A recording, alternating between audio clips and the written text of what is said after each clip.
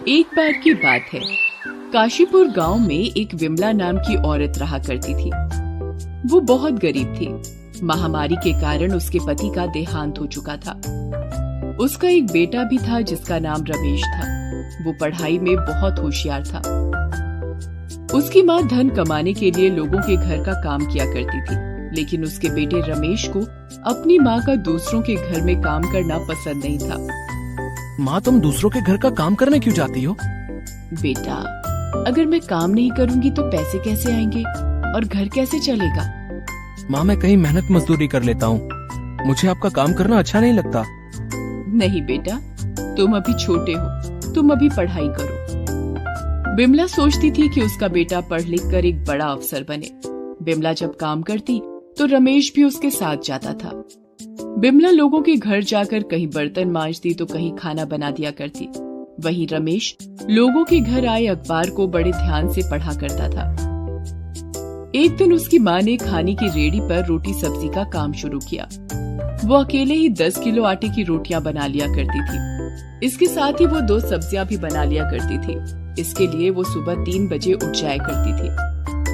रमेश भी अपनी माँ के साथ 5 बजे उठ जाता था और अपनी माँ की मदद किया करता था, ताकि रमेश अपनी माँ का काम में हाथ बटाकर अच्छी धनराशि अर्जित करवा सके। एक दिन अचानक पुलिस वाला आता है और आकर बोलता है, अरे, ये रोटी सब्जी का काम आपने ही शुरू किया है क्या? जी साहब, मैंने शुरू किया है ये काम। अरे माता जी, सड़क पर रेहड़ी लगाने के लिए परमिशन लेनी पड़ती है। आपने लिया है क्या? अरे बेटा, अपने घर के ही आगे तो लगाई है रेहड़ी, इसके लिए कौन सी परमिशन? अरे माता जी, ये जो रेहड़ी आपने लगाई है ना, ये आपके घर के सामने नहीं बल्कि सड़क पर लगाई है, और जिसके लिए आपको परमिशन लेनी पड़ेगी, वरना आपको रेहड़ी यहाँ से हटानी पड़ेगी माता जी। ये बोलकर पुलिस वाला चला जाता है, पर विमला को कोई फर्क नहीं पड़ता। वो रोज की तरह सुबह उठती है और रोटी सब्जी बनाकर रेहड़ी पर ले जाती है। कुछ समय बाद रमेश की माँ अच्छी धनराशि कमाने लगी और पुलिस वाला भी दोबारा नहीं आया।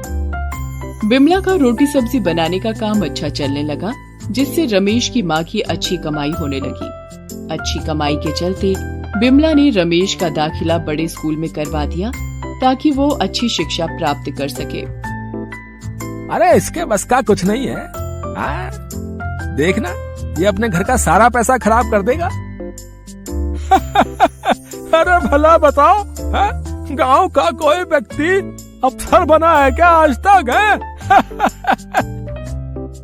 अब रमेश पढ़ाई में कड़ी मेहनत करने लगा और परीक्षा में अच्छे अंक प्राप्त करने लगा।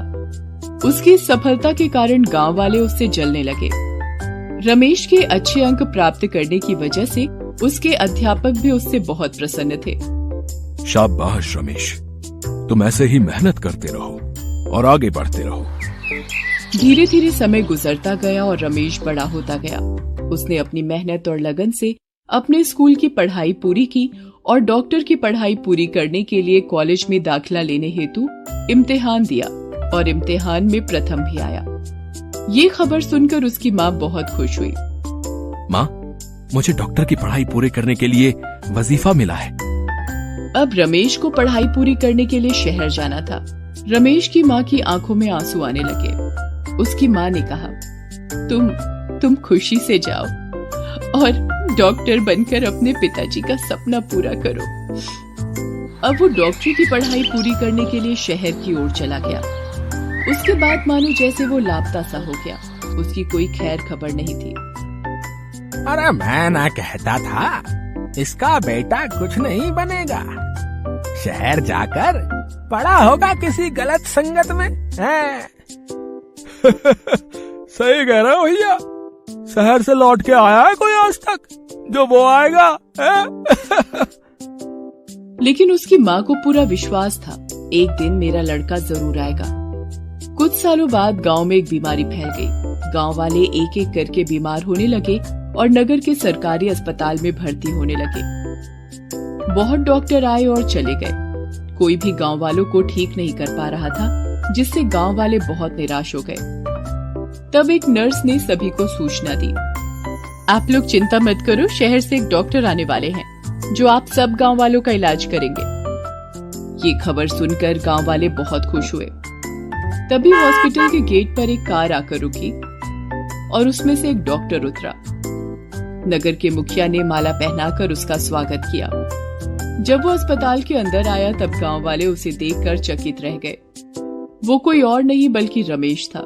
रमेश ने अपनी माँ के पैर छुए और आशीर्वाद लिया और फिर रमेश ने सभी गांव वालों का इलाज करना शुरू किया और सभी गांव वाले धीरे धीरे स्वस्थ होने लगे।